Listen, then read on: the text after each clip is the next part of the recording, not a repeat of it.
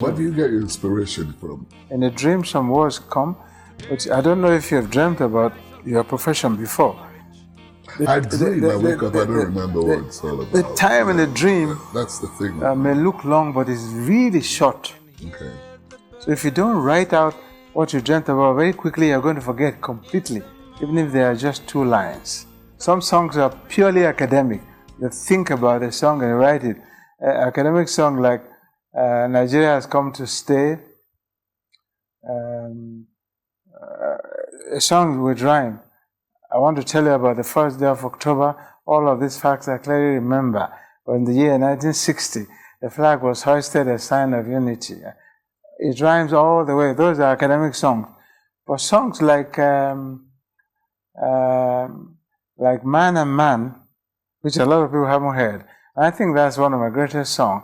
This is a song that I wrote and deliberately concealed the meaning inside the song for anybody who cares to listen to find out. I said, at war, the front row is killing and the hand row is healing. What were you? I'm trying to express the colossal stupidity of the human race. Both of them think they are fighting for their country. Soldiers are killing people, and the Red Cross are busy reviving people when all they should have done is not fight in the first place. You are a great songwriter, Bongos. Thank you. Thank you. I've always heard, a song like Mariama. Yes. And many people think they know what you're talking about.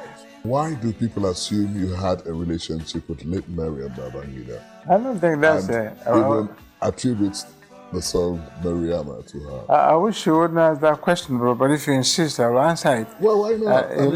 You should let a sleeping dog lie. Who is the dog that's sleeping now? You or her? Because she's dead. Well. She's no longer alive. Yeah. I like to respect those people. And it doesn't... and she has children. She has a husband who is still alive. And between you and I and the Almighty God, and I don't swear, I saw her once in my life. I don't have to go through this in front of people. Doesn't make any sense. No, that's fine. That's fine. I mean, it's up to you. But at the time I wrote Mariama, I remember that was the era of this singer, what's his name? Harry Belafonte. Remember Harry Belafonte? Down the way with the night sake and the sunshine, blah, blah, blah, And I had a white man in Kaduna called Peter Stratton and his wife Liz. Mm-hmm. He was my fan. I had sung once on television, and he called the television to ask, who is this young man singing? He decided that he would manage me if he had the money, but because he didn't have the money, but he would manage me anyways. And he said, I'll cook for you every Saturday, come and sing to my expatriate friends. But that means, Bongos, you got to work, because they don't want to sit down there and listen to the same song every day. I'll cook for them, you sing for them, but keep writing and keep writing. And he liked Mariama. Mariama was just a song that came out of sheer creativity.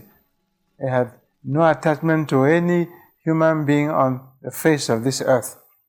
Amen. Amen. Take it away. You are now an evangelist.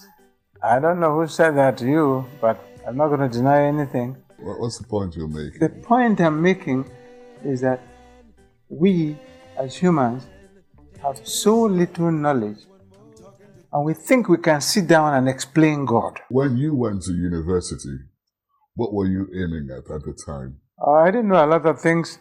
I thought I was going to get a degree and work as a civil servant, senior civil servant. They call it senior service, they call it in those days. Probably live in Jare. But a lot of things happened. I didn't complete my university. After the second year of engineering, I packed my bags and left. Nobody sent me out. Any regrets? I don't regret nothing, because at the time of doing anything in this world, that's the only thing I want to do. But I mean, people like your elder brother, who was inspiring you at that time, had nothing to say to you by form of advice when you dropped out of school? No, unfortunately, he became my fan as I began to sing. Unfortunately, just before the release of my first album, he died. That's the most painful thing that happened to me. Somebody wished that I referred to you as Chief Dr. Bongos Ikwue. I didn't know you like titles. I never do. You've always been the simple, straightforward kind of person. I still don't know why people crave for titles. I'm very anti those things. Well, you're not the arrogance type, were you? I think arrogance is the thing that destroys the human race, that would destroy the human race completely. You should destroy arrogance and plant a seed of humility. Can you cook food? Get your wife to set it on a dining table and ask your driver and security man to sit on the dining table, eat up that food, and you pack the plate, you and your wife, wash them for another day. I'll tell you that in my way of thinking, that food which you gave to your driver, your security man, that's the only food you have eaten in your whole life, the one you gave to them. And go to bed hungry. Don't go and eat something else. If you have the courage to do that. Let's talk about your albums. Professionally, how many albums have you I don't recorded? remember. You don't remember? But right now I've done close to 40 new songs which I have not released as I speak to you today. Why have you not released them? Well, the world is changing. These days, marketing is so much more difficult than production. And we of the older generation have to find a way to get in tune with what is happening. Marketing is packaging. So, but you are 77. What are you holding on to these albums? I don't know, but releasing it won't be that easy for a 77-year-old man who is not thinking as sharp as he was thinking at 27.